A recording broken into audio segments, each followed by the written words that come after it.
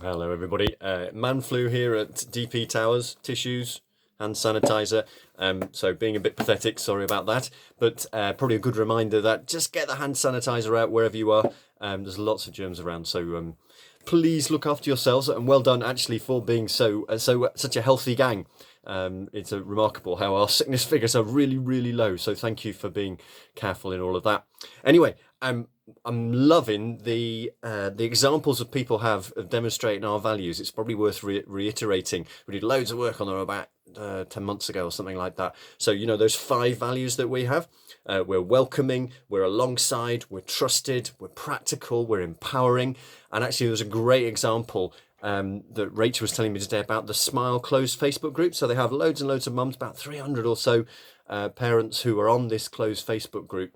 And they had one mum who came along really new into the group, just sort of testing, putting her hand up and going. She'd said she'd lost her hair through being really stressed, and could anyone come up with an affordable hair care plan that means she didn't have to go into a salon and all of that. And lots of ideas coming in, people suggesting things around mental health charities, and they tagged other people who might be able to help, but all in a safe space. So demonstrating in big style, you know, welcoming, trusted, practical. So it's lovely to see that example, and there are many more that you demonstrate of those values. I'll send around the list on my Monday email so you can see that. And actually on Monday, the Smile team are getting stuck into the first of their couple of days when they're looking at their plan for the coming year.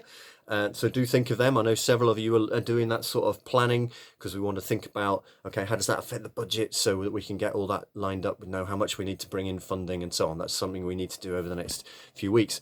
And actually, looking back to the plan that I talked about last week, there are a couple of things that I didn't talk about. One was we're getting very close. We've got 3 bids to review around some de-escalation training.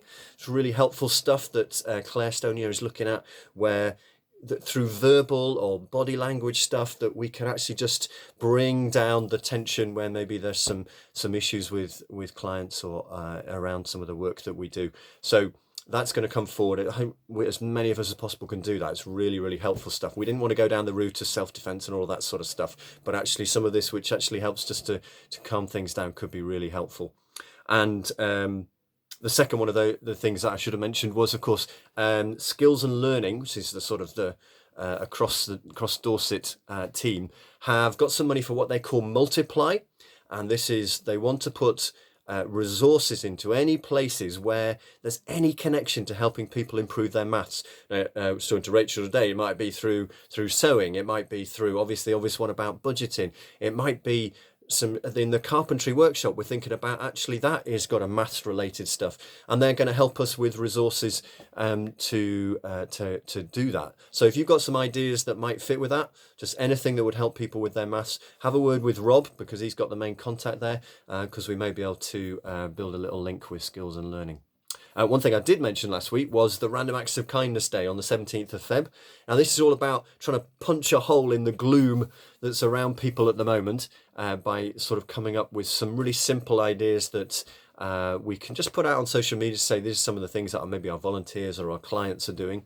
And there's actually a really helpful website I found. It's a bit old and there are some things which won't fit, but it's got 50 fun kindness ideas to celebrate Random Acts of Kindness Day. And, you know, there's things on there like, have you got a LinkedIn account? Well, you can write a recommendation for somebody on there. Number 37 on here is learn the names of the people at your local post office and make sure you say them every day if you have a post office.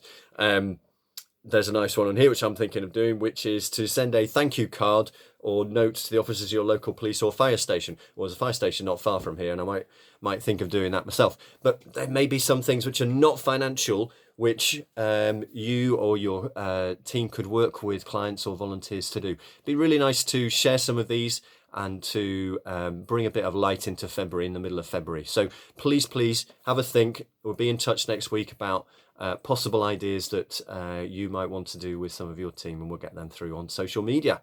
So I was thinking of a verse to go with that, and actually in the start of James, book of James in the New Testament, it talks about, if any of you lack wisdom, then ask God, because he gives generously, to all who need it. And I guess that's not a random acts of kindness, that's his being constant acts of kindness to us. So I pray you have a good week and stay healthy.